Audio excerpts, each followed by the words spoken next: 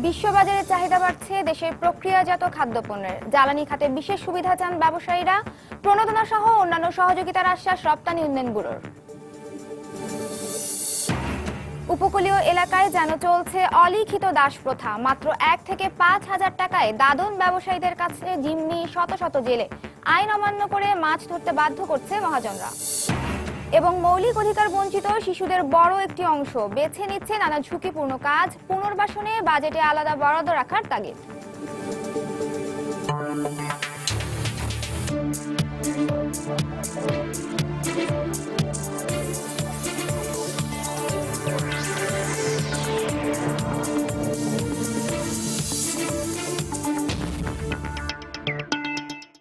দেখছিলেন শিরোনাম। আমন্ত্রণ জানাচ্ছি দেশ ও দেশের বাইরের অর্থ বাণিজ্যের নানা খবর নিয়ে আমাদের নিয়মিত আয়োজন এ সময়ের বাণিজ্যে।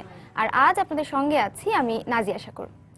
দর্শক, অর্থ বাণিজ্যের অন্যান্য খবরের সঙ্গে আজ আমরা আলোচনা করব প্রক্রিয়াজাতকরণ খাদ্য শিল্প নিয়ে। আর এ নিয়ে কথা বলতে আজ আমাদের স্টুডিওতে উপস্থিত হয়েছেন প্রাণ আরএফএল গ্রুপের পরিচালক ইলিয়াস মৃধা।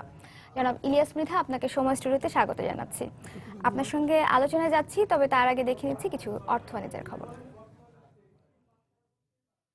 দর্শক, এসডিজি বাস্তবায়নে বাংলাদেশের চ্যালেঞ্জ শীর্ষক এক প্রেস ব্রিফিং এর আয়োজন করেছে বেসরকারি গবেষণা সংস্থা সিপিডি। রাজধানীর ব্র্যাকিং সেন্টারে আয়োজিত অনুষ্ঠানে এখন বক্তব্য রাখছেন সিপিডির সম্মানিত ফেলো ডক্টর দেবপ্রিয় ভট্টাচার্য। আমরা এখন সরাসরি সেখানে চলে যাচ্ছি। এর উপর 2014 সালে আলোচনা হয় এবং পরিবীক্ষণ এবং তার জবাবদিহির প্রক্রিয়াটা কি হবে সে সম্বন্ধেও বলা হয়। অন্য অনেক দেশের চেয়ে আমাদের দেশের একটি সুযোগ এখানে বেশি আছে, সেটা হলো যে এই নতুন আন্তর্জাতিক কর্মসূচি যখন গৃহীত হচ্ছে, বাংলাদেশের 7ম পঞ্চবার্ষিক পরিকল্পনা ঠিক তখন শুরু হচ্ছে। অর্থাৎ দুটি একটি আন্তর্জাতিক কর্মসূচিকে জাতীয় কর্মসূচির সাথে সম্পৃক্ত করার বা একীভূত করার বা একই সমভূমিক করার, সমান্তরাল করার সুযোগ অন্য অনেক দেশের চেয়ে আমাদের দেশে এখন বেশি। এবং সেই জন্য আমাদের দেখতে হবে যে এই জায়গাটা আগামীতে কিভাবে আমরা নিজেরা বিবেচনায় নেই। আমি আপনাদের শুধু একটি বিষয় বলবো যে এই যে আন্তর্জাতিক কর্মসূচিটা আসলো, এর মৌলিক পার্থক্যগুলো কি বা মৌলিক বৈশিষ্ট্যগুলো কি। একটা সাধারণ মন্তব্য আমরা করতে পারি, সেটা হলো যে এটা যে খুব একটি সম্পূর্ণ, আমি বলেছি এটা একদিক থেকে এটা সামগ্রিকতায় ধারণ করে বৈশ্বিক একটি কর্মসূচি, কিন্তু এটার যে কোনো ছিদ্র নাই, এটার যে কোনো অসম্পূর্ণতা নাই, এটার যে কোনো অসঙ্গতি নেই, এই কথা কেউ বলতে পারবে না। কারণ এটার ভিতরে অসঙ্গতি আছে, অসম্পূর্ণতা আছে, অনেক ক্ষেত্রে দুর্বলতাও রয়েছে কিছু কিছু। কিন্তু তারপরেও যেটা সবচেয়ে বড় কথা, সেটা হলো এই মুহূর্তে একটি আন্তর্জাতিক ঐক্যমতের প্রকাশ এখানে ঘটেছে এবং সেই ঐক্যমতটি পুরো পৃথিবীতে সবার জন্য উন্নততর জীবন দেওয়ার মতো একটি আকাঙ্ক্ষার প্রকাশ ঘটেছে। পৃথিবীতে উন্নততর জীবন পাওয়ার যে দায়িত্ব সম্প্রদায়ের আছে, আন্তর্জাতিক সম্প্রদায় এবং প্রত্যেকটা রাষ্ট্রের, সেটার ব্যাপারে একটি ঐক্যমত্যের প্রকাশ এখানে ঘটেছে। এই যে অসম্পূর্ণতা বা এইটি যে অসঙ্গতি থাকতে পারে আমরা বলছি, এটা কারণ হলো যখন 193টা দেশ এখানে একত্রিত হয় এবং এই 193টা দেশ বিভিন্ন রকমের দেশ এখানে থাকে, বিভিন্ন উন্নয়নের বিভিন্ন মাত্রার ভিতরে থাকে, তখন এটার ভিতরে একটি রাজনৈতিক সমঝোতারও প্রকাশ পায়। সেহেতু এখানে দুটো জিনিস আছে। এখানে একদিকে সমঝোতা, একটা ঐক্যমত্য আছে, যে সেটা হলো যে পৃথিবীর সমস্ত মানুষই একটি উন্নততর জীবনের দাবিদার, সেটার ব্যাপারে ঐক্যমত্য। আরেকটা আছে, একটি রাজনৈতিক সমঝোতা হয়েছে সেখানে, অর্থাৎ সকলের যে সেই দাবিগুলো যে সমানভাবে এখানে প্রকাশ করা যাবে, এটাও সবসময় করা যায়নি, কারণ এখানেও এক ধরনের রাজনৈতিক দর কষাকষির ভিতর দিয়ে গেছে। দর্শক, এসডিজি বাস্তবায়নে বাংলাদেশের চ্যালেঞ্জ নিয়ে এক সংবাদ সম্মেলনের আয়োজন করেছে সিপিডি। সেখানে এতক্ষণ বক্তব্য রাখছিলেন ডক্টর দেবপ্রিয় ভট্টাচার্য। আমরা এতক্ষণ সরাসরি সেখানে ছিলাম। পরের খবরে যাচ্ছি। ভারত ও মধ্যপ্রাচ্য সহ বিশ্ববাজারে চাহিদা বাড়ছে বাংলাদেশের প্রক্রিয়াজাত খাদ্যপণ্যের। তবে এ খাতের অগ্রযাত্রা ধরে রাখতে জ্বালানি ব্যবহারে বিশেষ সুবিধা ও ব্যাংক ঋণের সুদের হার কমানোর দাবি ব্যবসায়ীদের। পাশাপাশি রপ্তানি বাড়াতে প্রণোদনা বাড়ানোর দাবি করছেন তারা। এদিকে নতুন পণ্য তৈরির আহ্বান জানিয়ে সব ধরনের সহযোগিতার আশ্বাস দিয়েছে রপ্তানি উন্নয়ন ব্যুরো ইপিবি। বিস্তারিত কামরুল হাসান সবুজের রিপোর্টে। খাদ্যাভ্যাসের পরিবর্তন আর উৎপাদিত কৃষিপণ্যের মূল্য সংযোজনের সাথে অটুট স্বাদে ভোক্তার কাছে পৌঁছে দিতে দেশে প্রক্রিয়াজাত খাদ্যপণ্য শিল্পের যাত্রা শুরু। এরই ধারাবাহিকতায় 1998 সালে আনারসের জুস রপ্তানির মাধ্যমে প্রক্রিয়াজাত খাদ্যপণ্যের বিশ্ববাজারে আসে বাংলাদেশ। এরপর যোগ হয় টমেটো কেচাপ। আর বর্তমানে অভ্যন্তরীণ চাহিদার বড় একটা অংশ পূরণের পাশাপাশি বিভিন্ন ফলের জুস, ড্রিঙ্কস, মশলা, সস, কেক, চানাচুর সহ 30টির বেশি শিল্প প্রতিষ্ঠানের তৈরি প্রায় 70টি পণ্য রপ্তানি হচ্ছে 100-র বেশি দেশে। 2 অঙ্কের প্রবৃদ্ধি নিয়ে এগিয়ে চলা এই শিল্প খাত গত 5 অর্থ বছরের 4 বারই ছাড়িয়ে গেছে রপ্তানি লক্ষ্যমাত্রা। আর ভোক্তা চাহিদা মাথায় রেখে প্রক্রিয়াজাত খাদ্যের তালিকায় যোগ হচ্ছে নতুন নতুন পণ্য। এক্সপোর্ট তো অনেক অপরচুনিটি আছে আপনার, কারণ বাংলাদেশের লেবার কস্ট অনেক কম, এখান থেকে আপনি এক্সপোর্ট করলে অনেক এফিশিয়েন্টলি করা যায়। নতুন নতুন কান্ট্রি অ্যাড করতে সক্ষম হচ্ছি, আর যেই দেশে আমরা আসি ওখানেও কিন্তু ডাবল ডিজিটে আমরা গ্রো করতেছি। আমরা জ্যাকফ্রুটের চিপসও বাজারে কিন্তু লঞ্চ করব। তবে রপ্তানিতে দ্রুত এগিয়ে গেলেও প্রতিযোগী দেশগুলোর মতো নিম্ন সুদের হার ও সব ক্ষেত্রে প্রণোদনার সুবিধা পান না এ খাতের ব্যবসায়ীরা। আছে আরও নানা সমস্যা। তাই অবকাঠামো উন্নয়নে গ্যাস, কয়লা, বিদ্যুৎ ব্যবহারে পৃথক কোটার দাবি তাদের। থাইল্যান্ডের অ্যাগ্রো প্রসেসিং ইন্ডাস্ট্রিতে রেট অফ ইন্টারেস্ট কিন্তু 4.5 থেকে 5%। বাংলাদেশও তাই হওয়া উচিত। যদি আমাদের গ্যাস বরাদ্দ আলাদাভাবে দেয়, বিপ্লব করা সম্ভব। অ্যাগ্রো বেজে 10% করে আমাদের ইনসেন্টিভ দেয়, নন অ্যাগ্রোতে কোনো ইনসেন্টিভ দেওয়া হয় না আমাদের। আরও ইনসেন্টিভ দেয় অন্য দেশের মতো 20 to 30 টাইমস বেশি বাড়বে আমাদের এক্সপোর্টটা। এদিকে মুক্তবাজার অর্থনীতির বিশ্ববাজারে শক্ত অবস্থান ধরে রাখতে এ খাতের উদ্যোক্তাদের জন্য সব ধরনের সহযোগিতার আশ্বাস ইপিবির। এই প্রোডাক্টগুলো আসবে আমাদের কাছে, তখনই আমরা ইনসেন্টিভের জন্য অবশ্যই সরকারের কাছে সুপারিশ করব। যারা এগিয়ে আসবেন তাদেরকে ফ্যাসিলিটেট করার দায়িত্ব আমাদের। এ খাতের পণ্য তৈরির কাঁচামাল দেশীয় হওয়ায় প্রয়োজনীয় পৃষ্ঠপোষকতা পেলে 1 দশকের মধ্যে রপ্তানিতে পোশাক শিল্পের কাছাকাছি যাওয়া সম্ভব বলে দাবি করছেন সংশ্লিষ্টরা। কামরুল হাসান সবুজ, সময় সংবাদ, ঢাকা। দর্শক, প্রক্রিয়াজাতকরণ খাদ্য শিল্প নিয়ে আমরা রিপোর্টে দেখলাম। এবারে এই বিষয় নিয়ে বিস্তারিত জানতে চলে যাচ্ছি প্রাণ আরএফএল গ্রুপের পরিচালক ইলিয়াস মৃধার কাছে। জনাব ইলিয়াস মৃধা, আমরা রিপোর্টটি দেখলাম।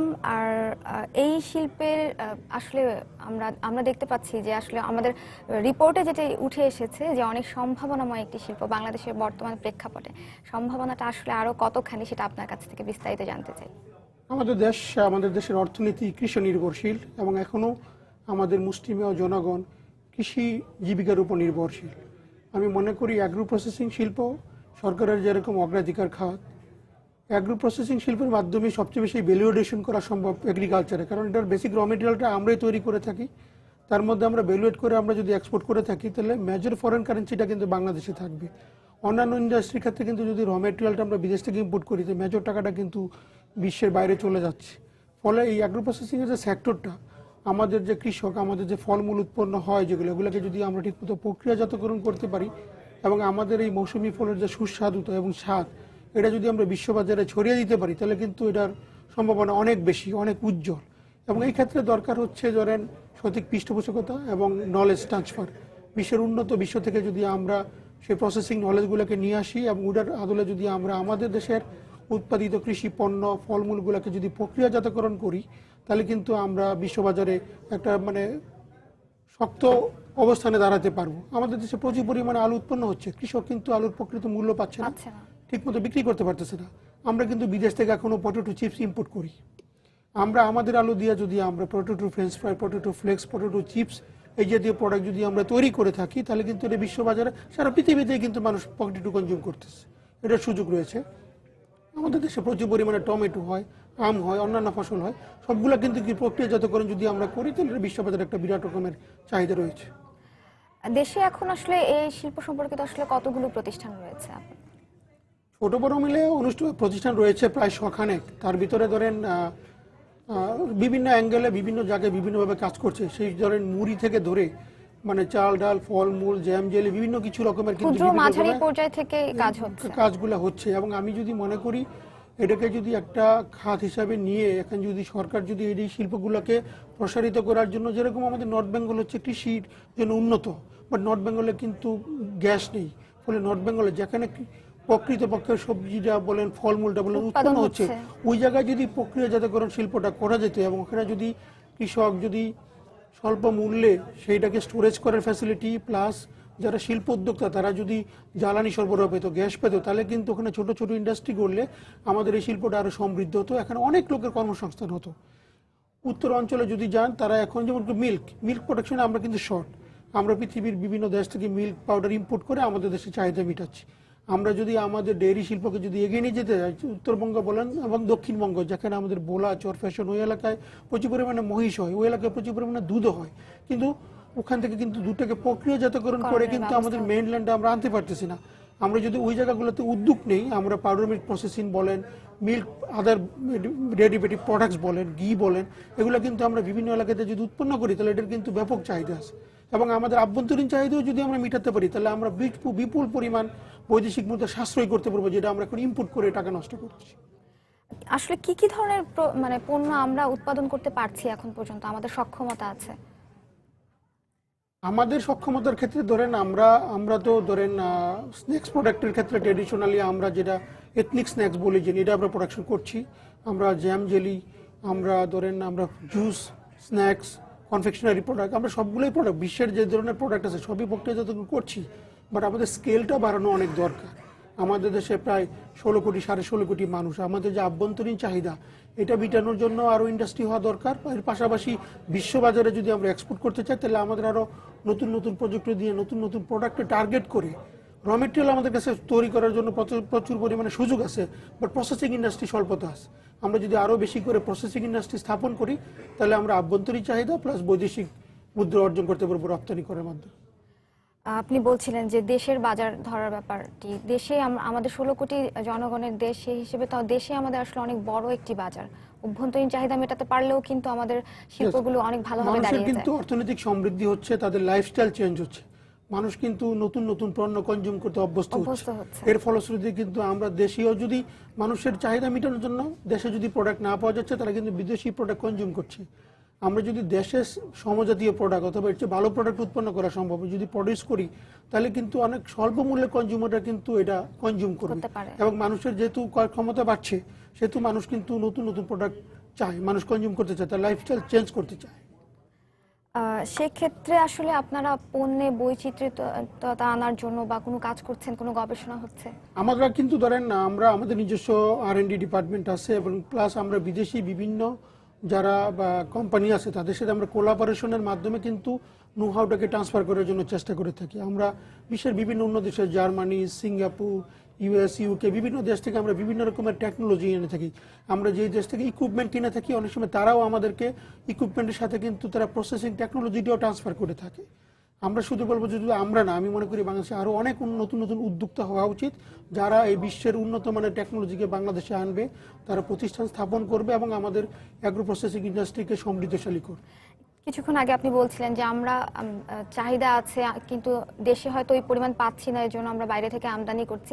কিন্তু এর পেছনে আমার মনে হয় আরও একটা কারণও আছে, সেটা হচ্ছে বিদেশি চিপস বা বিদেশি জুস এবং আমাদের দেশের জুস বা চিপসের আসলে স্বাদের বোধহয় একটা তারতম্য থাকে। আমি যদি এক্ষেত্রে বলি, এই মধ্যে একটু দ্বিমত পোষণ করবো। আমি মনে করি আমাদের দেশের যে প্রোডাক্টগুলো তৈরি হয় এটা আমাদের দেশীয় লোকদের টেস্টটাকে কনসিডার করে ডেভেলপ করা হয়। সাধারণত আমি যদি একটা এক্সাম্পল দিয়ে বলি, সাধারণত আমরা যদি ইউরোপে যাই, তারা কিন্তু ফলমূল বলেন যে কোনো খাবারে আমাদের দেশের তুলনায় কম জাতীয় মিষ্টি তারা পছন্দ করে থাকে। আবার যদি আপনি মধ্যপ্রাচ্যে যান, তারা আমাদের থেকে অনেক বেশি মিষ্টি জাতীয় প্রোডাক্ট কনজিউম করে থাকে। ফলে আমরা যে প্রোডাক্টগুলো উৎপন্ন করে থাকি এটা কিন্তু আমাদের দেশের মানুষের টেস্ট এটাকে কনসিডার করেই ডেভেলপমেন্ট করা হয়ে থাকে, এবং গুণগত মানের দিক থেকে আমি বলবো না যে আমাদের দেশের প্রোডাক্টের মান খারাপ। কিভাবে আপনারা মান নিশ্চিত করছেন?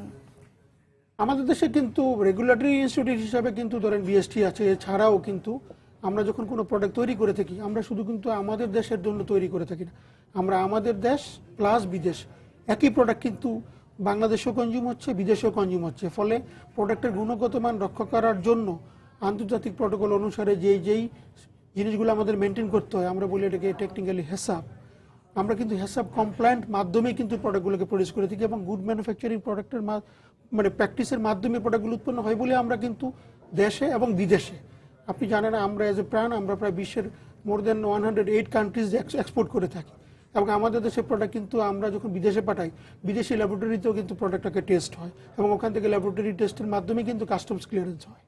ফলে গুণগত মানের ক্ষেত্রে কিন্তু দেশ বিদেশ একই প্রোডাক্ট কিন্তু আমরা তৈরি করে থাকি। দর্শক, আবারও আলোচনায় ফিরছি প্রাণ আরএফএল গ্রুপের পরিচালক ইলিয়াস মৃধার কাছে। আমরা কথা বলছিলাম প্রক্রিয়াজাতকরণ খাদ্য শিল্প নিয়ে। জনাব ইলিয়াস মৃধা, আমরা কথা বলছিলাম প্রক্রিয়াজাতকরণ খাদ্য শিল্প নিয়ে। তো রপ্তানি এবং দেশের চাহিদা এসব নিয়ে আমরা কথা বলছিলাম। তবে এই সেক্টরের জন্য আসলে আপনার কি দক্ষ লোকের কোনো সংকট আছে কিনা? এই সেক্টরে আমরা যেহেতু পায়োনিয়ার ছিলাম, যেহেতু প্রচুর গবেষণা করতে হয়, আমরা যেহেতু পায়োনিয়ার ছিলাম, এখানে দক্ষ লোকের যথেষ্ট অভাব ছিল। আমরা কিন্তু এখন নতুন নতুন ইন্ডাস্ট্রিগুলো ইউনিভার্সিটিগুলো আমাদের সাথে কিন্তু জয়েন্টলি কাজ করছে, তাদের স্টুডেন্টকে আমাদের ফ্যাক্টরিতে পাঠাচ্ছে। আমরা বিশ্বের বিভিন্ন দেশ থেকে যখন উন্নত মানের টেকনোলজি নিয়ে আসছি, তারা আমাদের এখানে ইন্ডাস্ট্রিয়াল অ্যাটাচমেন্ট করছে। আমরা কিন্তু আমাদের নলেজগুলো তাদের সাথে শেয়ার করছি। পাশাপাশি যারা একাডেমিয়ানস আছে তারাও কিন্তু অনেক সময় আমাদেরকে ইনভাইট করছে, আমাদের সাথে বসে তারাও কিন্তু তাদের পাঠ্যসূচিটাকে আরও বাস্তবসম্মত করার জন্য বিভিন্ন রকমের ইনপুটস আমাদের কাছ থেকে নিচ্ছে। যেহেতু আমরা লোকগুলাকে ইউজ করে থাকি, আমাদের শিল্পের চাহিদা মেটানোর জন্য কোন কোন এরিয়াতে পাঠ্যসূচিতে ফোকাস বেশি দেওয়া উচিত, এক্ষেত্রে আমরা আমাদের ওপিনিয়ন নিচ্ছি, আমরা ওগুলোকে ওপিনিয়ন দিচ্ছি। এখন কিন্তু ধরেন কৃষি বিশ্ববিদ্যালয় যেটা ময়মনসিংহে আছে, প্লাস বুয়েট, প্লাস শাহজালাল প্রযুক্তি বিশ্ববিদ্যালয়, বিভিন্ন জায়গা থেকে ঢাকা পলিটেকনিকের খাদ্য পুষ্টি বিজ্ঞান বিভাগ, তারা বিভিন্ন ছেলেরা কিন্তু আমাদের ফ্যাক্টরিতে ধরেন এখন অ্যাটাচমেন্ট করে 3 মাস 6 মাস অ্যাটাচমেন্ট করে। আমরা আমাদের নোহাগুলো তাদেরকে আমরা নলেজগুলো ট্রান্সফার করছি। পাশাপাশি বিভিন্ন ইউনিভার্সিটি থেকে আমাদের সাথে বসে কোর্সগুলো নিয়ে তারা ওইভাবে পাঠাচ্ছে। তারপরেও আমি যেটা বলবো যে আমাদের শিক্ষার দিক থেকে আমরা অ্যাগ্রো প্রসেসিং অথবা ফুড প্রসেসিং যেটি বলি না কেন, আমরা উন্নত বিশ্বের তুলনায় আমরা এখন অনেক পিছনে রয়ে এসেছি। ফলে এই ক্ষেত্রে আমাদের নতুন দক্ষতার যেটা অভাব, সেটা কিন্তু আমরা এখন অনেক সময় বিদেশি টেকনিশিয়ান বলেন অথবা প্রসেসর বলেন বা কনসালটেন্ট বলেন, বাইরে থেকে সাময়িকভাবে হলে আমাদেরকে নিয়ে আসতে হয়। আমাদের থেকে কিন্তু এই সেক্টরে ইন্ডিয়া অনেক অ্যাডভান্স, প্লাস উন্নত বিশ্ব যেটা আমরা ইউরোপ আমেরিকা, তারা তো ডেফিনেটলি অ্যাডভান্স। ইভেন অ্যাগ্রো প্রসেসিংয়ে থাইল্যান্ড কিন্তু আমাদের থেকে অনেক বেশি অ্যাডভান্স। আমরা থাইল্যান্ড থেকে অনেক রকমের টেকনোলজি, অনেক রকমের নো-হাউ আমরা বাংলাদেশে এনেছি আর কি। তা আমি মনে করি মানুষের অভাব যতটুকু রয়েছে, আমাদের নতুন নতুন ছেলেবেলার যেগুলো ইউনিভার্সিটি থেকে বেরোচ্ছে, তারা অনেক অ্যাডভান্স নো-হাউ নিয়ে বেরোচ্ছে। তারপরেও এই পুরো জিনিসটা একদম আপডেট আমরা হতে হয়তো একটু সময় লাগবে, বাট অভাবটা অনেকটাই কেটে গেছে। বাট আমরা আজ থেকে যদি 5 বছর আগেকার কথা বলি, তখন কিন্তু আমাদের এই অসুবিধাটা আরও বেশি ছিল। গত 5 বছরের মধ্যে কিন্তু আমাদের নতুন যারা বেরোয়েছে ছেলেপেলে ইউনিভার্সিটি থেকে, তারা অনেক লেটেস্ট নো-হাউ নিয়ে বেরোয়েছে। এই খাতে আসলে এই খাতটি এখন দেশের বেশ অগ্রসরমান খাত, সেদিক থেকে আসলে এই খাতে বিদেশি বিনিয়োগটা কেমন হচ্ছে? আমি যদি বলি এই ক্ষেত্রে ধরেন বিদেশি বিনিয়োগ ডাইরেক্ট ইনভেস্টমেন্ট যদি বলেন তাহলে কিন্তু অলমোস্ট নীল। বাট আপনি যদি ইনডাইরেক্ট বলেন যেরকম ফরেন ফান্ডিংস, এই ক্ষেত্রে ফরেন ফান্ডিংস কিন্তু প্রাইভেট সেক্টরে আমরা যে আমাদের গ্রুপ, আমরা আইএফসি থেকে প্রথম পেয়েছিলাম, পরবর্তীতে কিন্তু এডিবিও আমাদের ফাইন্যান্স করেছে। আমার জানার মধ্যে বাংলাদেশে অ্যাগ্রো প্রসেসিং সেক্টরে দ্বিতীয় কোনো কোম্পানিকে ওয়ার্ল্ড ব্যাংক বলেন অথবা এডিবি বলেন ফাইন্যান্স করেছে কিনা আমার জানা নেই। তবে হ্যাঁ, হয়তো শ্রিম্প সেক্টরে কিছু ফাইন্যান্স আছে, যেটা শ্রিম্প প্রসেসিং যেটা আছে, ফিশ প্রসেসিং ওখানে আছে। বাট এমনি ফলমূল সবজি এই ক্ষেত্রে আমার জানা নেই কতগুলো ডাইরেক্ট ফরেন ইনভেস্টমেন্ট আছে কিনা। বাট শ্রিম্পে কিছু ফরেন ইনভেস্টমেন্টও আছে। তবে আমাদের যেমন পোলট্রি শিল্পের ক্ষেত্রে কিছু ফরেন ইনভেস্টমেন্ট আছে, শ্রিম্পের ক্ষেত্রে তো আমি আগেই বললাম, ফিশ প্রসেসিংয়ে কিছু ফরেন ইনভেস্টমেন্ট আছে। বাট আমি যদি আমাদের এই ফলমূল ডাইরেক্টলি এবং ডেইরি সেক্টরে কিন্তু কোনো ফরেন ইনভেস্টমেন্ট নেই। এখানে আমি মনে করি ফরেন ইনভেস্টমেন্ট অবশ্যই হওয়া উচিত আমাদের ডেইরি শিল্পকে সামনে এগিয়ে নিয়ে যাওয়ার জন্য। আমরা আমাদের ফলমূল, জুস, স্ন্যাক্স যেই সেক্টরটা আছি, এখানেও ফরেন ইনভেস্টমেন্টের যথেষ্ট সুযোগ রয়েছে। বাট যেহেতু এটা একটা নতুন সেক্টর, এখানে নতুন নতুন অনেক চ্যালেঞ্জ, ফলে ফরেন ইনভেস্টমেন্টকে কিন্তু অ্যাট্রাকশন করার জন্য আমাদের ইনফ্রাস্ট্রাকচার রেডি নেই। আমরা যদি একজন ফরেন ইনভেস্টর ইনভেস্ট করতে বলি, সে কিন্তু চাবে যে আমি ইনভেস্টমেন্টটা কোথায় করব, ওই জায়গায় আমার জন্য গ্যাস, বিদ্যুৎ, পানি, কোল্ড স্টোরেজ, ট্রান্সপোর্ট এগুলো রেডি আছে কিনা। আমরা যেরকম ইপিজেডগুলো তৈরি করেছি, ইপিজেডগুলো কিন্তু মোস্টলি গার্মেন্টস ড্রিভেন। অ্যাগ্রো প্রসেসিংয়ের জন্য যদি সরকার আলাদাভাবে স্পেশাল ইপিজেড তৈরি করতো, সাউথ বেঙ্গল, নর্থ বেঙ্গলকে কনসিডার করে, তাহলে আমি মনে করি অনেক নতুন নতুন ফরেন ইনভেস্টমেন্ট পেত। এতে করে আমাদের দেশের কৃষি অনেক লাভবান। তাহলে স্থানীয় উদ্যোক্তারাও হয়তো বা এই খাতে বিনিয়োগের জন্য আগ্রহী হতো। এমনিতেও তো বাংলাদেশ ব্যাংক তাদের পুনঃ অর্থায়ন তহবিল থেকে ঋণ দেওয়ার একটা সিস্টেম করেছে, যারা মফস্বল শহরগুলোতে যেসব ক্ষুদ্র মাঝারি বিনিয়োগকারীরা এই শিল্প খাতে বিনিয়োগ করতে চায় তাদের জন্য। এটা তো আসলে তাদের জন্য আসলে বেশ উৎসাহী করার মতন ঘটনা। উদ্যোগটাকে নিঃসন্দেহে অত্যন্ত প্রশংসনীয়, বাট তারপরেও যদি আমি বলি যে যদি আপনি শুধু ফোকাস করেন ক্ষুদ্র এবং মাঝারিকে, তাহলে একটু সমস্যা কি হবে। আপনি জানেন overall marketing is a challenge. ক্ষুদ্র এবং মাঝারির জন্য কিন্তু বিদেশ থেকে টেকনোলজিটা আনা অথবা মার্কেটিং করাটা শুরুতে তার পক্ষে সম্ভব না, ব্যয়বহুল। এই ক্ষেত্রে কিন্তু যদি আপনি সেক্টরকে এগিয়ে নিয়ে যেতে চান, তাহলে কিন্তু ক্ষুদ্র, মাঝারি এবং বৃহৎ সবাইকেই সম্পৃক্ত করতে হবে, তাহলেই একমাত্র কিন্তু এই সেক্টরটা আগাবে। আপনি যদি শুধু ক্ষুদ্রকে আগাতে চান, ভেরি গুড, আপনি তাকে এক্সট্রা প্রিভিলেজ দেন। ক্ষুদ্র যদি হয় তাকে আপনি রেট অফ ইন্টারেস্টে বেনিফিট দেন, অথবা তার জন্য আপনি ট্যাক্স হলিডেটাকে, এই সেক্টরে ট্যাক্স হলিডে নাই, আমি মনে করি সরকারের উচিত এই সেক্টরে ট্যাক্স হলিডে দেওয়া। যদি ক্ষুদ্র ইন্ডাস্ট্রি হয় তাকে আপনি ভ্যাটে, ট্যাক্স হলিডেতে বেশি অ্যাডভান্টেজ দেন, মাঝারিকে একটু কম দেন, বড়কে একটু কম দেন, বাট সবার জন্য সুযোগটা যদি থাকে তাহলে কিন্তু সেক্টরটা আগাবে। শুধু ক্ষুদ্রকে ফোকাস করলে সে কিন্তু, তার কাছে যেহেতু নো হাউটা নেই, সে কিন্তু পুরোপুরি সেক্টরটাকে এগিয়ে নিয়ে যেতে পারবে না সামনে। প্রাণ এই শিল্পে অনেকদিন ধরে কাজ করছে, এই শিল্পকে দাঁড় করানোর জন্য প্রাণের অনেক ভূমিকা আছে। তো যেহেতু এটা অ্যাগ্রো বেসড শিল্প, তো আসলে কৃষি নির্ভর অর্থনীতি এবং কৃষি নির্ভর একটি বাণিজ্য শিল্প, তো কৃষির উন্নয়নে আসলে আপনারা কি কাজ করেছেন? আমাদের প্রয়াত সিইও যিনি ছিলেন মেজর জেনারেল আমজাদ খান চৌধুরী, ওনার একটা স্বপ্ন ছিল যে বাংলাদেশকে আমি ডেইরিতে এবং কৃষি প্রক্রিয়াজাতকরণে আমরা অগ্রণী, যেহেতু উনি ছিলেন, উনি সমৃদ্ধশালী করা ওনার একটা স্বপ্ন ছিল। সেই স্বপ্নটাকে আমরা মাথায় নিয়ে কিন্তু কাজ করে যাচ্ছি। আমরা নতুন নতুন অনেক শিল্প স্থাপন করেছি এবং এগুলো আমাদের এখনও এই সেক্টরে ইনভেস্টমেন্ট করার জন্য পাইপলাইনে আমাদের অনেক নতুন প্রোডাক্ট, নতুন লাইন রয়েছে।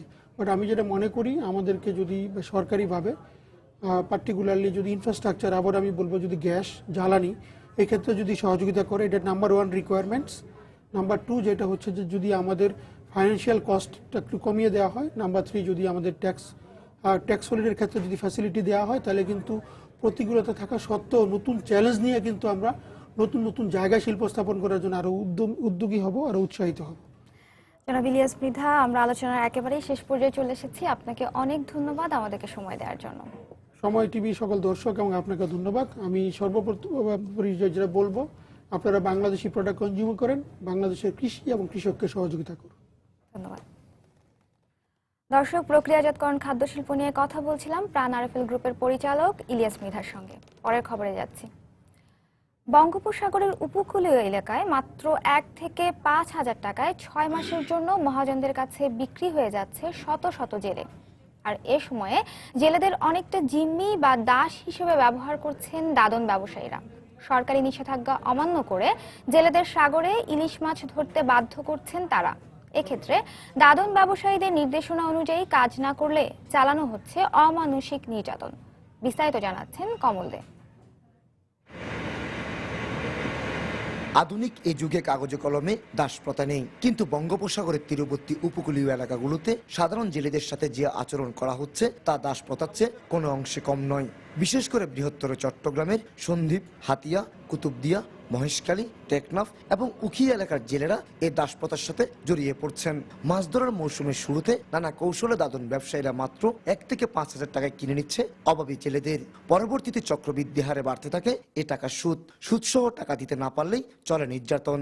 মাছ দূর করে আমাদেরকে সাগরে পাড়া সাগরে যাইতে হবে না, গেলে আমার বাচ্চা ধরিয়ে লই আমরা তাদের কাছে মানে আটকা সমস্যা নাই, আমরা যাইতেন না, কোথায় টাকা দিতে আমরা দিতে পারি না। বর্তমানে ইলিশের প্রজনন মৌসুম হওয়ায় গত 25 সেপ্টেম্বর থেকে বঙ্গোপসাগরে সব ধরনের মাছ ধরা নিষিদ্ধ করেছে সরকার। কিন্তু দাদন ব্যবসায়ীদের দৌরাত্ম্যের কারণে সরকারি কোনো উদ্যোগে অংশীদার হতে পারছে না এসব জেলেরা। অভিযান দিয়েছে সরকার, করেছি আমরা যাইতাম না।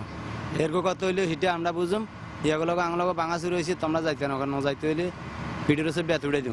মালিকের কারণে আমরা থাকতে পারতেছি না। এক্ষেত্রে নিষেধাজ্ঞা অমান্য করে সাগরে মাছ ধরতে যাওয়ায় আটক হচ্ছে সাধারণ জেলে। কিন্তু নানা জটিলতার কারণে দাদন ব্যবসায়ীদের বিরুদ্ধে কোনো ব্যবস্থা নিতে পারছে না সরকার। যদি তারা দাদন ব্যবসায়ী আমাদেরকে চিহ্নিত করে বলে ওরাই দিয়েছে, আমাদেরকে জোর করেছে, তখন আমরা পরবর্তীতে দেখবো তার বিরুদ্ধে কি ব্যবস্থা গ্রহণ করা যায়। অভিযান শুরু হওয়ার পর থেকে এই পর্যন্ত বঙ্গোপসাগরের বিভিন্ন অংশ থেকে অন্তত 500 জেলেকে আটক করেছে কোস্টগার্ড। আর মাছ ধরার উপর নিষেধাজ্ঞা বলবৎ থাকবে 9 অক্টোবর পর্যন্ত। কোস্টগার্ডের চলমান অভিযানে বঙ্গোপসাগরে আইন অমান্যের অভিযোগে প্রতিদিনই গ্রেপ্তার হচ্ছে এই ধরনের শত শত জেলে। কিন্তু সাগরে এই আইন ভাঙতে তাদেরকে যারা বাধ্য করছেন সেই দাদন ব্যবসায়ীদের বিরুদ্ধে এখন পর্যন্ত কোনো ব্যবস্থা নেওয়া যাচ্ছে না। এক্ষেত্রে সরকারি কর্মকর্তারা বলছেন নানা জটিলতার কারণে তারা ধরাছোঁয়ার বাইরে থেকে যাচ্ছেন। চট্টগ্রামের কর্ণফুলী নদী থেকে কমল দে, সময় সংবাদ। বন্দরনগরী চট্টগ্রামে আজ থেকে আনুষ্ঠানিকভাবে বাসের নতুন ভাড়া কার্যকর হয়েছে। এই মুহূর্তে নগরীর নিউ মার্কেট এলাকায় আছেন আমাদের সহকর্মী পার্থ প্রতিম বিশ্বাস। এ বিষয়ে বিস্তারিত জানতে সরাসরি চলে যাচ্ছি তার কাছে। ধন্যবাদ। চট্টগ্রামে গণপরিবহনে বর্ধিত ভাড়া বৃদ্ধির যে কার্যক্রম সেটি আজকে থেকে শুরু করা হয়েছে। 1 তারিখ থেকে সরকার প্রজ্ঞাপন জারি করলেও কিন্তু আজ 5 তারিখ থেকে কিন্তু চট্টগ্রামে এই বর্ধিত ভাড়ার বিষয়টি কার্যক্রম শুরু হয়েছে। চট্টগ্রাম সিটি সড়ক পরিবহন মালিক ফেডারেশন কিন্তু বলছে যেহেতু এটি একটি গুরুত্বপূর্ণ বিষয়, তাই পুলিশ এবং সকলকে সাথে নিয়ে কিন্তু আজকে 5 তারিখ থেকে এই ভাড়ার বিষয়ে কার্যক্রমটি শুরু হয়েছে। তবে আমরা 1 তারিখ দেখেছিলাম বা আজকে 2-3 দিন আমরা দেখেছি নগরীর বিভিন্ন জায়গায় কিন্তু বর্ধিত ভাড়া আদায় করা হয়েছে বলে এমন একটি অভিযোগ করেছে যাত্রীরা। তারা বলছে সরকারের পক্ষ থেকে যে নির্ধারিত ভাড়া করা হয়েছিল তার থেকেও কিন্তু অতিরিক্ত বেশি ভাড়া কিন্তু এখানে আদায় করা হচ্ছে। তবে আমরা চট্টগ্রাম সিটি সড়ক পরিবহন মালিক ফেডারেশন ও সড়ক পরিবহন শ্রমিক ফেডারেশনের কর্মকর্তাদের সাথে কথা বলেছিলাম। তারা আমাদেরকে বলেছে সরকার যে প্রতি কিলোমিটার 1.60 টাকা করে নির্ধারণ করেছিল সেক্ষেত্রে তারা 1 টাকা করে নিবে। তার মানে হচ্ছে যে ভাড়াটি 4 টাকা ছিল সেটি 5 টাকা এবং যে ভাড়া 5 টাকা ছিল সেটি 6 টাকা করে নেওয়া হবে। এবং সেক্ষেত্রে 1 টাকার বেশি কোথাও যদি বর্ধিত ভাড়া নেওয়া হয় তাহলে সেক্ষেত্রে কিন্তু আইনানুগ ব্যবস্থা গ্রহণ করা হবে এমন কথাটি আমাদেরকে বলেছে। তো আমরা এখন সড়ক ফেডারেশনের একজন কর্মকর্তার সাথে কথা বলবো। আজকে বর্ধিত ভাড়ার বিষয়টি সম্পর্কে যদি বলতেন। যে আজকে বর্ধিত ভাড়া সরকার নির্ধারিত যে ভাড়া প্রজ্ঞাপন দিয়েছে 1 টাকা 60 পয়সা প্রতি কিলোমিটারে, সেই প্রতি কিলোমিটার 1 টাকা 60 পয়সা ভাঙতি পয়সার পরিপ্রেক্ষিতে আমরা 60 পয়সা রিডিউস করে বাদ দিয়ে 1 টাকা প্রতি কিলোমিটারে বৃদ্ধি করে অদ্য 5-10-2015 তারিখ থেকে কার্যকর করার জন্য সিদ্ধান্ত নিয়ে আজকে প্রশাসন সহ শ্রমিক ফেডারেশন নেতৃবৃন্দ সহ মালিক ফেডারেশনের নেতৃবৃন্দ সহ আজকে আমরা উদ্বোধন করছি এবং অদ্য থেকে এটি কার্যকর করার জন্য যাত্রী সাধারণের কাছে বিনীত অনুরোধ থাকছে আমাদের। আমি পুলিশের একজন এখন ঊর্ধ্বতন কর্তৃপক্ষের সাথে কথা বলবো এই আজকে যে বর্ধিত ভাড়া বিষয়টি, এক্ষেত্রে আসলে আপনারা কিভাবে নজরদারি করবেন বা কি বিষয়টি রাখছেন? এটা আমরা মাঝে মাঝে নজরদারিতে থাকবো। আমাদের পুলিশ প্রশাসন সর্বদাই মাঠে আছে এবং ভাড়া নির্ধারিত ভাড়া অনুযায়ী নিচ্ছে কি না এটা মনিটর করার জন্য আমরা সবসময় মাঠে থাকবো। এক্ষেত্রে আসলে ভাড়া কেউ বেশি নিচ্ছে কিনা, যদি নেই সেক্ষেত্রে কি ব্যবস্থা নেবেন? সেক্ষেত্রে আমরা আইন অনুযায়ী ব্যবস্থা নিব। আমরা মাঝে মাঝে ঝটিকা অভিযান চালাবো যে বর্ধিত ভাড়া অনুযায়ী হচ্ছে কিনা, আসলে মেনটেন হচ্ছে কিনা। আর যদি না মানানো হয় সেক্ষেত্রে আমরা আইনানুগ ব্যবস্থা গ্রহণ করব। পুলিশের এই কর্মকর্তা যেমনটি বলছিলেন যে বর্ধিত ভাড়ার বিষয়টি তারা কঠোর নজরদারিতে থাকবে। কেউ যদি বেশি ভাড়া নেয় সেক্ষেত্রে তারা আইনানুগ ব্যবস্থা গ্রহণ করবে। আর আমি বলে রাখি আমি এখন নিউ মার্কেট এলাকায় আছি। এখানে দর্শক, বন্দরনগরী চট্টগ্রামে আজ থেকে আনুষ্ঠানিকভাবে বাসের বর্ধিত ভাড়া কার্যকর হয়েছে। আর সে খবরই জানছিলাম সহকর্মী পার্থ প্রতিম বিশ্বাসের কাছ থেকে। রাজধানীর বনানীতে দেশের আইন শৃঙ্খলা পরিস্থিতি নিয়ে সংবাদ সম্মেলনে বক্তব্য রাখছেন জাতীয় পার্টির চেয়ারম্যান হোসেন মোহাম্মদ এরশাদ। আমরা এখন সরাসরি সেখানে চলে যাচ্ছি।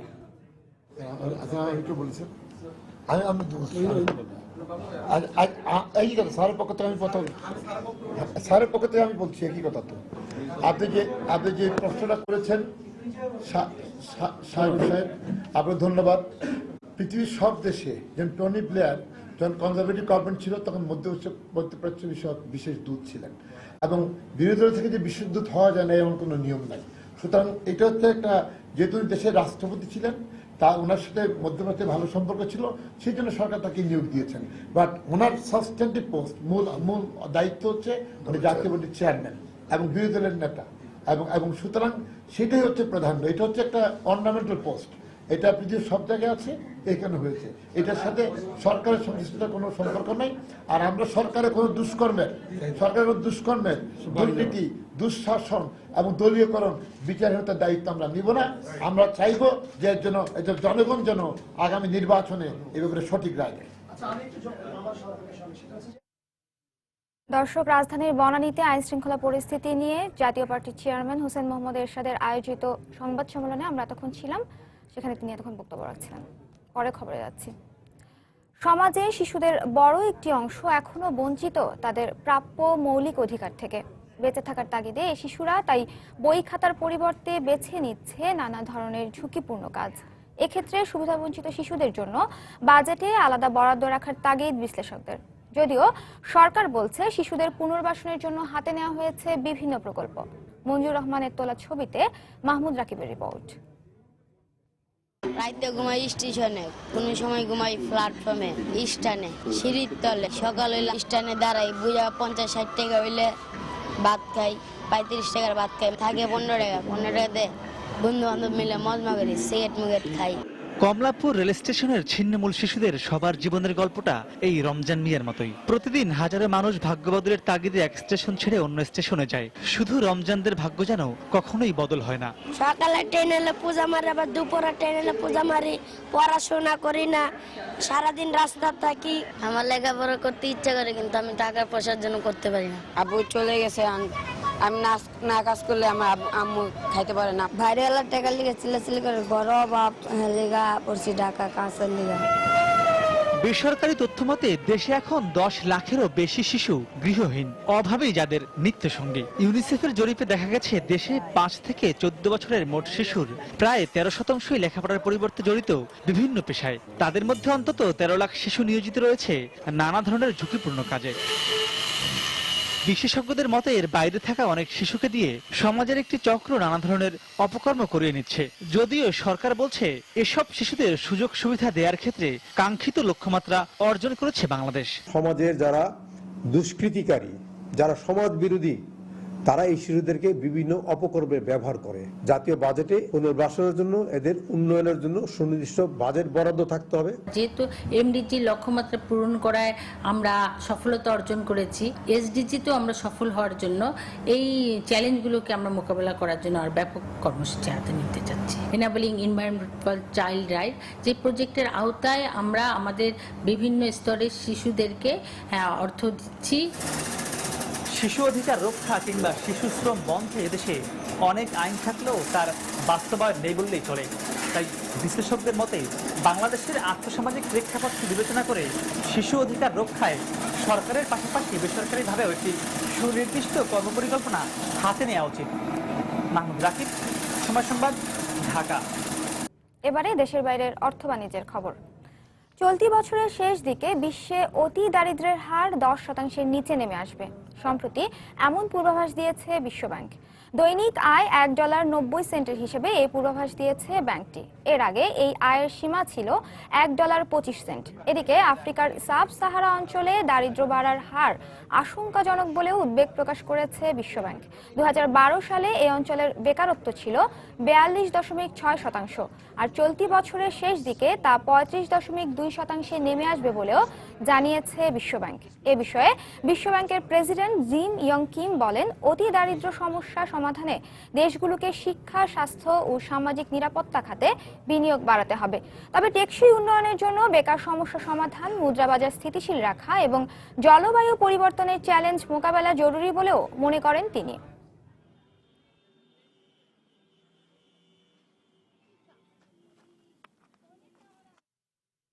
জ্বালানি তেলের দাম কমা সত্ত্বেও সেপ্টেম্বরে ইউরোজোনের মূল্য সংকোচন ঝুঁকি আরও বেড়েছে। তবে ইউরোপিয়ানদের এই ক্রয় বিমুখতার পেছনে সুনির্দিষ্ট কোনো কারণ বের করা যায়নি। এদিকে এ সমস্যা ইউরোপের কেন্দ্রীয় ব্যাংক ইসিবিকে নতুন করে চাপের মুখে ফেলবে বলে মনে করছেন বিশ্লেষকরা। জ্বালানি তেলের দাম কমায় গত বছর থেকেই বিশ্বজুড়ে কমছে খাদ্যসহ অন্যান্য নিত্যপণ্যের দাম। তবে দাম কমলেও কেনাকাটার প্রতি খুব একটা আগ্রহ নেই ইউরোপিয়ানদের। তাই দোকান ভরে পণ্য সাজিয়ে বসে থাকলেও সারাদিনই খুব একটা বেচা বিক্রির মুখ দেখেন না এ অঞ্চলের ব্যবসায়ীরা। গেল সেপ্টেম্বরে এই অবস্থার আরও অবনতি হয়েছে। এমনকি ইউরোজোনের শীর্ষ অর্থনীতি দেশ জার্মানিও ঝুঁকছে মূল্য সংকোচনের দিকেই, অথচ জ্বালানি তেলের নিম্নগতি এখনো বজায় আছে। ইউরোজোনের অর্থনীতিতে মূল্যস্ফীতির স্বাভাবিক প্রবাহ তার গতি হারিয়েছে এবং অবশ্যই এর জন্য নিত্যপণ্যের নিম্নগতি দায়ী। বছরের শুরু থেকে এই অবস্থা লক্ষণীয়, কিন্তু হতাশার ব্যাপার হলো জিনিসপত্রের দাম কমায় লোকের পকেটের অর্থ বেঁচে গেলেও তারা সেটি খরচ করছেন না। এদিকে ইউরোজোনের দুর্বল অর্থনীতিকে চাঙ্গা করতে 2015 জানুয়ারি থেকে প্রণোদনা কর্মসূচির অংশ হিসেবে প্রতি মাসে $6,000 কোটি ইউরোর বন্ড কিনছে ইসিবি। তাদের টার্গেট ছিল 2017-র মধ্যে মূল্যস্ফীতি 2% উন্নীত করা, কিন্তু বর্তমান পরিস্থিতিতে প্রবৃদ্ধির সঙ্গে তাল মিলিয়ে মূল্যস্ফীতির লক্ষ্যমাত্রা অর্জন ইসিবির জন্য কঠিন হবে বলেই মনে করা হচ্ছে। ইউরোপ যদি একবার মূল্য সংকোচন সমস্যায় পড়ে যায় তাহলে সেটি কাটিয়ে ওঠা কষ্টকর হবে, তাই এটি এ অঞ্চলের জন্য সবচেয়ে বড় ঝুঁকি। এই সমস্যার সমাধানে ইসিবির উচিত আরো সতর্কতার সঙ্গে পদক্ষেপ নেওয়া। ইউরোপের এই মূল্য সংকোচন ঝুঁকির জন্য চীনা অর্থনীতির ধীরগতি ও তাদের মুদ্রা বাজারের প্রভাবও কম দায়ী নয়। তাই নিজেদের সমস্যা মোকাবেলা করা গেলেও চীনা অর্থনীতি নিয়ন্ত্রণ করা ইউরোপের নীতি নির্ধারকদের পক্ষে সম্ভব নয়। সেক্ষেত্রে পরিস্থিতি সামলানো কঠিন হবে বলেই মনে করছেন বিশ্লেষকরা। নাজিয়া শাকুর, সময় সংবাদ। জার্মানি ও ভারতের তৃতীয় দফার আন্তঃসরকার পর্যায়ের বৈঠক আইজিসিতে যোগ দিতে 3 দিনের সফরে ভারত পৌঁছেছেন জার্মান চ্যান্সেলর অ্যাঙ্গেলা মার্কেল। রোববার নয়াদিল্লির বিমানবন্দরে পৌঁছানোর পর তাকে অভ্যর্থনা জানান ভারতের অর্থ প্রতিমন্ত্রী জয়ন্ত সিনহা। 3 দিনের এ সফরে বাণিজ্য, অর্থনীতি, নিরাপত্তা, জ্বালানি ও জলবায়ু সহ অন্যান্য গুরুত্বপূর্ণ বিষয়ে ভারতের উচ্চ পর্যায়ের নেতাকর্মীদের সঙ্গে আলোচনা করবেন মার্কেল। দুই দেশের মধ্যে আঞ্চলিক সহযোগিতার ব্যাপারে দ্বিপাক্ষিক আলোচনায়ও অংশ নেবেন তিনি। আগামী মঙ্গলবার একটি ব্যবসায়িক সম্মেলনে অংশ নেওয়ার জন্য বেঙ্গালুরু শহরে যাওয়ার কথা রয়েছে তার।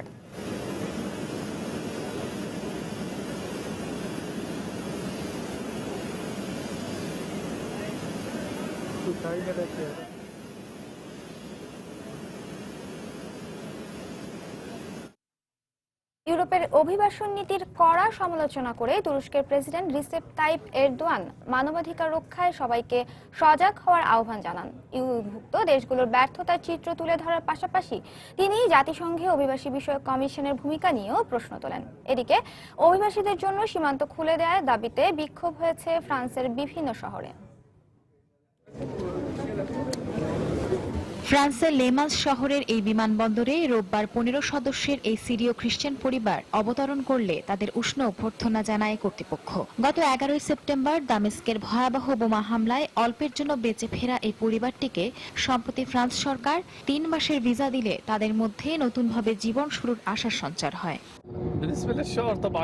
এখানে আর যাই হোক গোলাগুলি বা বোমা হামলার ভয় নেই। বাচ্চাদের উজ্জ্বল ভবিষ্যতের জন্য ভালো স্কুলে বা বিশ্ববিদ্যালয়ে পড়াতে পারলেই হলো। নিজের দেশকে যদিও ভোলা সম্ভব নয়, তবুও আমরা চেষ্টা করব ফ্রান্সের আদর্শ নাগরিক হওয়ার। অভিবাসীদের প্রতি সংহতি জানিয়ে একই দিন প্যারিসের রাস্তায় নেমে আসে শত শত মানুষ।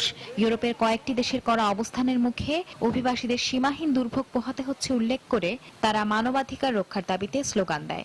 এছাড়া আশ্রয় প্রত্যাশীদের জন্য ফ্রান্সের সীমান্ত খুলে দিতেও সরকারের প্রতি আহ্বান জানান তারা। একই দিন ফ্রান্সের স্ট্রাসবার্গ শহরের একটি সন্ত্রাসবিরোধী র্যালিতে যোগ দিয়ে তুরস্কের প্রেসিডেন্ট ইউরোপের অভিবাসন নীতির কঠোর সমালোচনা করেন। তিনি বলেন, অভিবাসীদের জন্য জাতিসংঘ কমিশন গঠন করা হলেও তারা কোনো কাজই করছে না। এ সময় ইউরোপের কয়েকটি দেশের বিরুদ্ধে মানবাধিকার লঙ্ঘনের অভিযোগ তোলেন তিনি। আমি ইউরোপীয় ইউনিয়নকে কিছু প্রশ্ন করতে চাই। এই অভিবাসীদের বিষয়ে মানবাধিকার সনদে কিছুই উল্লেখ নেই। তাহলে আপনারা অভিবাসীদের জন্য জাতিসংঘের নতুন কমিশন কেন গঠন করলেন? তাদের কিছুই তো করতে দেখলাম না। ইউ এর বক্তব্য একটাই, তারা এত মুসলিমকে জায়গা দেবে না। হাঙ্গেরি ও ক্রোয়েশিয়ার করা অবস্থানের মুখেও থেমে নিয়ে অভিবাসীদের এ রুটে পথ চলা। রোববারও অন্তত 2000 অভিবাসী সার্বিয়ার প্রেসেভো শহরে নাম নিবন্ধন শেষে বাসে করে বেরকাসোভো সীমান্ত দিয়ে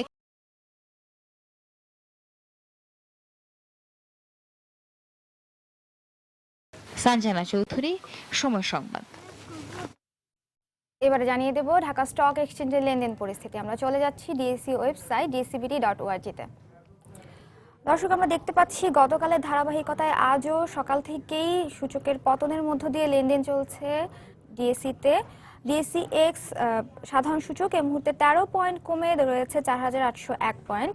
সরিয়া ভিত্তিক প্রতিষ্ঠানগুলোর শেয়ারের সূচক ডিএসসি এস 4 পয়েন্ট কমে রয়েছে 1165 পয়েন্ট এবং ডিএস 30 4 পয়েন্ট কমে রয়েছে 1830 পয়েন্টে। এখন পর্যন্ত ডিএসসি লেনদেন হয়েছে 108 কোটি টাকা শেয়ার এবং লেনদেনে অংশ নেওয়া প্রতিষ্ঠানগুলোর মধ্যে দাম বেড়েছে 69টির, কমেছে 159টির এবং অপরিবর্তিত রয়েছে 50টি প্রতিষ্ঠানের শেয়ারের দর।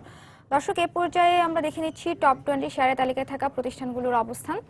শুরুতেই রয়েছে সাইফ পাওয়ারের লাস্ট রিং প্রাইস 93 টাকা 80 পয়সা, যা গতদিন ছিল 92 টাকা 50 পয়সা। এই তালিকার দ্বিতীয় অবস্থানে থাকা প্রতিষ্ঠানটি হচ্ছে ফার কেমিক্যালের সর্বশেষ দাম 45 টাকা 30 পয়সা, যা গতদিন ছিল 46 টাকা। ডেসকো রয়েছে টপ 20 শেয়ার তালিকার তৃতীয় অবস্থানে। এই প্রতিষ্ঠানটির সর্বশেষ দাম আমরা দেখতে পাচ্ছি 73 টাকা 90 পয়সা, যা গতদিন ছিল 73 টাকা 20 পয়সা। ব্র্যাক ব্যাংক রয়েছে চতুর্থ অবস্থানে। ব্র্যাক ব্যাংকের লাস্ট রিং প্রাইস 42 টাকা 90 পয়সা, যা গতদিন ছিল 42 টাকা 50 পয়সা।